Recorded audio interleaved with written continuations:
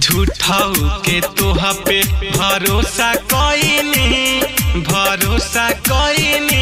और प्यार के चक्कर में हम धोखा खईनी।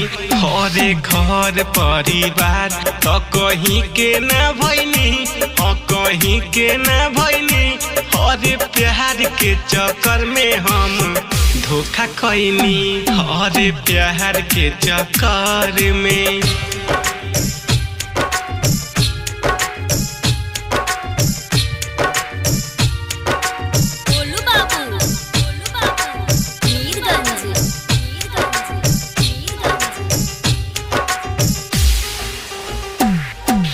झूठाऊ के सपना देखावत रहलू,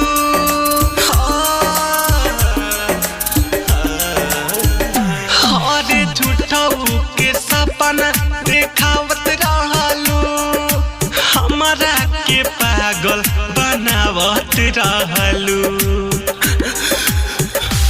और मीठी मीठी बात में हम झूठो आईनी और प्यार के चक्कर में हम धोखा खईनी और प्यार के चक्कर में।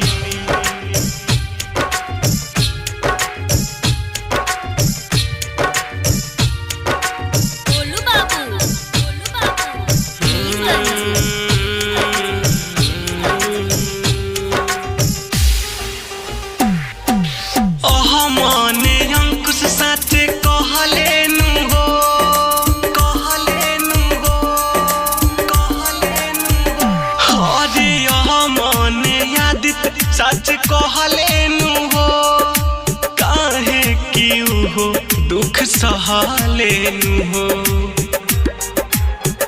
सोनू सावरिया कहे गम के गाना गईनी से गाना गईनी और प्यार के चक्कर में हम धोखा खईनी और प्यार के चक्कर में।